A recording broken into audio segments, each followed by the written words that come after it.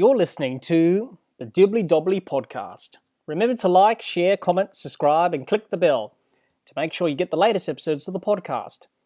Be sure to like and share our Facebook page as well. Hi everyone, and welcome to the Dibbly-Dobbly Podcast. On today's episode of the podcast, we review the first T20 International between India and England and preview the second T20 International from Ahmedabad. It's the Dibbly-Dobbly Podcast, and let's get started. Let's recap the scores from the first T20 International between India and England from Ahmedabad.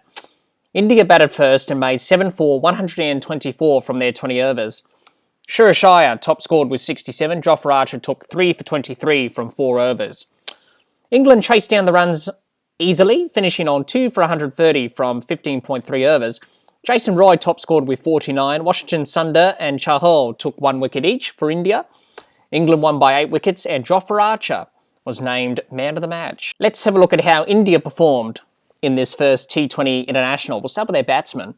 Dhawan 4, Rahul 1, Kohli 0, Pant 21, Iyer 67 and Hardik Pandya 19. Let's have a look at their bowlers. Chahal and Sundar with 1 wicket each. No wickets to Hardik Pandya, Thakur, Patel and Kumar. That's how India performed as a team in this first T20 International.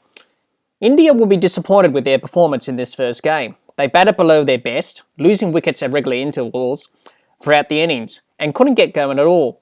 Suresh Iyer was the only one who batted well, making 67, the only half-century of the innings. They will be disappointed with the bowling effort, leaking runs and not quite executing their plans and skills with the ball. The bowlers were going to have a tough job defending 124. So there's plenty for India to improve on, but they are a quality side and should bounce back for Game 2. Let's have a look at how England performed in this first T20 International. We'll start with their batsmen. Roy, 49, Butler, 28, Malan, 24 not out, and Bairstow, 26 not out. Let's have a look at the bowlers. Archer took 3 wickets and a wicket each for Stokes, Jordan, Rashid and Wood, and no wickets for Sam Curran. England will be happy and pleased with their performance in this first T20 International. They bowled well and took wickets at regular intervals throughout the Indian innings. Jofra Archer led the way, taking 3 wickets, and Adil Rashid, Mark Wood, Chris Jordan and Ben Stokes all chipped in with 1 wicket each, which helped England keep India to a manageable 124. England managed to chase down the runs easily in the end, finishing the game in 15.3 overs. Overall, a good performance from England, flexing their muscles early in this series and have all the momentum heading into Game 2. Let's have a look at both teams' 11s heading into the second T20 International. India may make a change to their 11 for the second T20 International. I don't think India need to make massive changes after one disappointing loss. Rohit Sharma didn't play this first game, so he may return for Shikhar Dhawan to open the batting. So the likely 11 could be Rohit Sharma, Rahul, Kohli, Pant, Iyer, Hardik Pandya, Thakur, Sundar, Patel, Kumar and Chahal. England may keep the same 11 for the second T20 International. As they say in cricket, don't change a winning team. England may want to try other players out ahead of that T20 World Cup to give other players a go.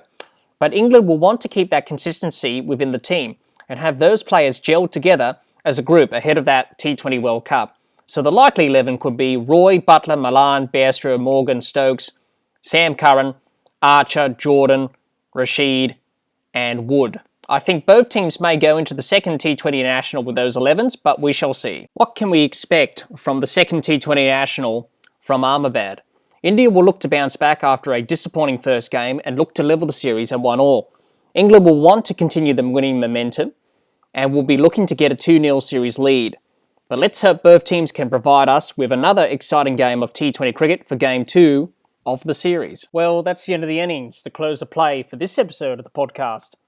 Be sure to subscribe and click the bell to get the latest episodes of the podcast. And like and share our Facebook page. Until next time, keep safe and bye for now.